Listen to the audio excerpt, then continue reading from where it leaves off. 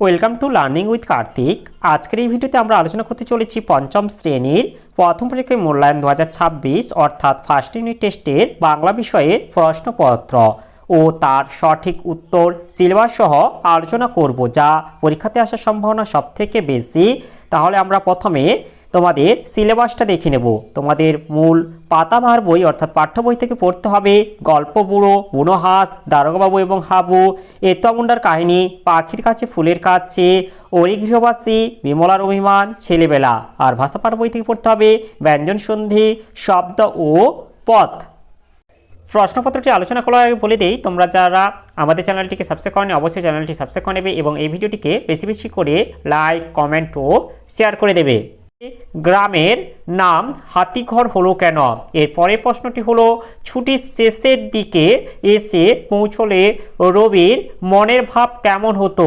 এর পরের প্রশ্নটি হলো, প্রথমে একের আগে আছে সঠিক উত্তরটি বেছে নিয়ে লেখো। এটি তোমাদের 8টি প্রশ্নের উত্তর দিতে হবে। একের এক আছে গ্রামটার আদি নাম ছিল, এটা হবে সালগেরিয়া। এরপর একের দুই আছে জোনাকিতে সভাপতি ছিল, এটা হবে লাল দিঘির পাড়ে। এরপর একে তিন আছে আগেকার দিনে বছর হিসাব করা হতো, এটা হবে চাঁদ দিয়ে। এরপরে একের চার আছে মিনার বলতে বোঝানো হয়, এটা হবে সৌধ।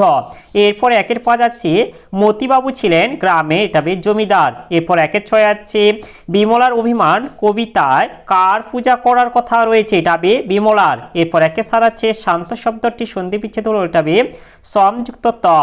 এরপরে একের আর যেটা আছে পথ হলো, এটা হবে 5 প্রকার। এরপরে দুই দিকে আছে নিচের প্রশ্নগুলির সংক্ষিপ্ত উত্তর দাও। এটিও তোমাদের 8টি প্রশ্নের উত্তর দিতে হবে। প্রথমে দুইয়ের এক যেটা আছে জোয়ানদের ঘাঁটি কোথায় ছিল? এর উত্তরটি হলো জম্মু ও কাশ্মীর রাজ্যের লাদাখ অঞ্চলের বরফে ঢাকা একটি নির্জন জায়গাতে জোয়ানদের ঘাঁটি ছিল। এরপরে দুইয়ের দুই আছে এতোয়া নামটি কেন হয়েছিল? এর উত্তরটি হলো আদিবাসীদের যার ইচ্ছে তার জন্মবারের সঙ্গে মিলিয়ে শিশুদের নাম রাখে। রবিবারে জন্মানোর কারণে ঠাকুরদা মঙ্গল মুন্ডা এতোয়া নামটি রেখেছিল। এরপরে দুইয়ের তিন আছে আমি লুকিয়ে ছাদে উঠতুম প্রায় দুপুরবেলায়। এখানে আমি কে? আমি লুকিয়ে ছাদে উঠতুম প্রায় দুপুরবেলায়। এখানে আমি হলেন বালক রবীন্দ্রনাথ ঠাকুর। এরপরে দুইয়ের চার যেটা আছে বুনো হাঁসের শরীরের কোন অংশ জখম হয়েছিল?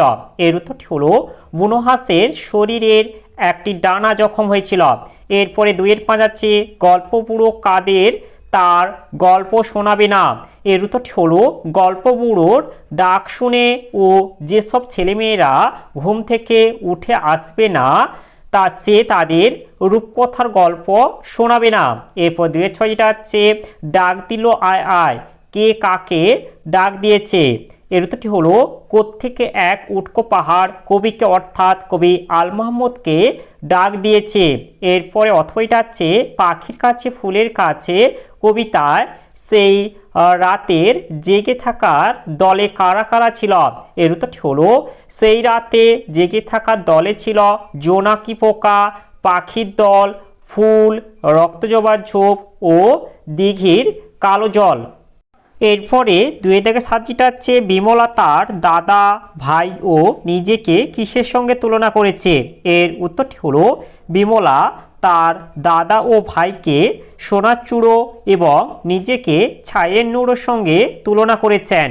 এরপরে দুইয়ের আর যেটা আছে সকর্মক্রিয়া কাকে বলে? এর উত্তরটি হলো যে ক্রিয়ার কর্ম আছে তাকে বলে সকর্মক্রিয়া। যেমন আমি রুটি খাই, এখানে খাই ক্রিয়াটির কর্ম থাকায় এটি সকর্মক্রিয়া। এরপরে অথবা এটা হচ্ছে শব্দ কাকে বলে?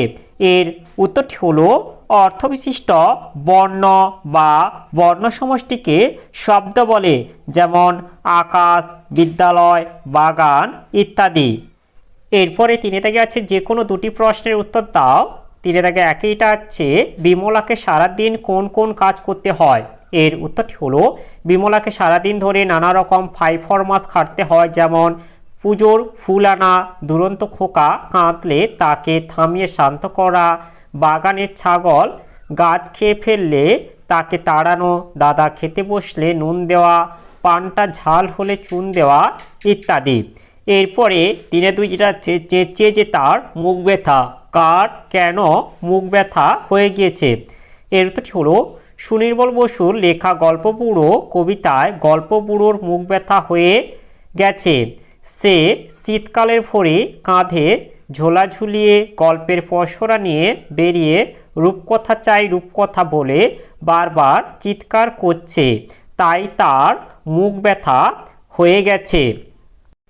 এরপরে 3-3 যেটা আছে হাবুর করুণ অবস্থার জন্য সে নিজেও কিভাবে দায়ী ছিল? এর উত্তরটি হলো হাবু নিজে ঘরে 150টি পায়রা পুষত। সেগুলি উড়ে যাওয়ার ভয়ে সে কখনো জানালা খুলতো না, ফলে তার ঘরে গন্ধের জন্য সে নিজেও দায়ী ছিল বলা যায়। এরপরে অথবাটা আছে বুনো হাঁসেরা জোয়ানদের তাঁবুতে কি খেত? এর উত্তরটি হলো জোয়ানদের তাঁবুতে বুনো হাঁসেরা টিনের মাছ, তরকারি, ভুট্টা, ভাত ও ফলের কুচি খেত। এছাড়াও তোমাদের আরও কয়েকটি গুরুত্বপূর্ণ প্রশ্নগুলি বলে দিচ্ছি, তোমরা এগুলি উত্তরগুলি করে নেবে। প্রথমে একইটা হচ্ছে গ্রামের নাম হাতিঘর হলো কেন? এর পরের প্রশ্নটি হলো ছুটির শেষের দিকে এসে পৌঁছলে রবির মনের ভাব কেমন হতো? এর পরের প্রশ্নটি হলো এতোয়া মুন্ডার রোজকার কাজের বর্ণনা দাও। আর এর পরের প্রশ্নটি হলো বাইরে বেরিয়ে এসে কবি শহরকে কেমন অবস্থায় দেখলেন? এগুলি তোমরা ভালোভাবে করে নেবে, এগুলিও খুবই গুরুত্বপূর্ণ প্রশ্ন।